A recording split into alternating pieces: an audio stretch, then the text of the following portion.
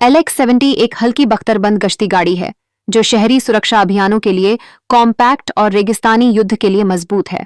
यह छोटे हथियारों की गोलियों और सड़क किनारे हुए धमाकों से सुरक्षा प्रदान करती है। लेकिन सबसे चौंकाने वाली बात यह है कि यह गाड़ी इतनी जल्दी कैसे बन गई। सूत्रों के अनुसार इस परियोजना को जानबूझकर गोपनीय रखा गया था। जहां कुछ विशेषज्ञों ने इसे सिर्फ एक प्रोटोटाइप माना, वहीं माली, नाइजर, घाना और नाइजीरिया जैसे पड़ोसी देशों ने भी इस पर ध्यान देना शुरू किया।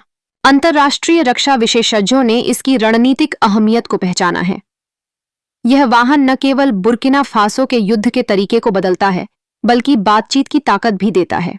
2030 में वगाडुगु में एक छोटी वर्कशॉप से इस परियोजना की शुरुआत हुई, जिसमें इंजीनियर, वेल्डर और ऑटोमोटिव डिजाइनर शामिल थे। ये अधिकतर युवा थे, जिन्हें देश में या विदेश में तकनीकी प्रशिक्षण मिला था।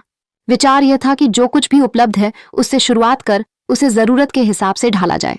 टीम ने एक कमर्शियल पिकअप ट्रक के चेसिस से शुरुआत की, जो पहले से ही कठिन इलाकों में अपनी मजबूती साबित कर चुका था। LX-70 सिर्फ एक वाहन नहीं, बल्कि बुर्किना फासो के लिए आत्मनिर्भरता और सामरिक शक्ति का प्रतीक है। यह दिखाता है कि देश खुद अपनी सुरक्षा रणनीति बना सकता है और जरूरत पड़ने पर सैन्य तकनीक को मित्र देशों को निर्यात भी कर सकता है। अब सवाल यह है कि क्या यह परियोजना एक बार की सफलता बनकर रह जाएगी या यह एक लंबी अवधि के बदलाव की शुरुआत है। उत्पादन को बढ़ाना, असेंबली लाइन स्थापित करना और प्रशिक्षण देना प्राथमिकताएं हैं। सिर्फ चाबी सौंप देना काफी नहीं है। सैनिकों को निगरानी और संचार प्रणाली चलाना आना चाहिए। मरम्मत और रखरखाव का भी ज्ञान होना चाहिए। भविष्य में LX-70 को अपग्रेड कर अगली पीढ़ी के संचार और ऑप्टिक्स सिस्टम से लैस किया जा सकता है, जिससे यह एक मल्टी रोल प्लेटफॉर्म बन जाएगा।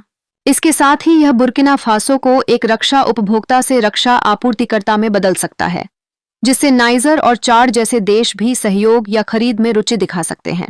यह परियोजना देश के उद्योग और रोजगार को भी बढ़ावा दे सकती है, लेकिन इसके लिए राजनीतिक इच्छा शक्ति और निरंतर फंडिंग जरूरी होगी। अंततः LX-70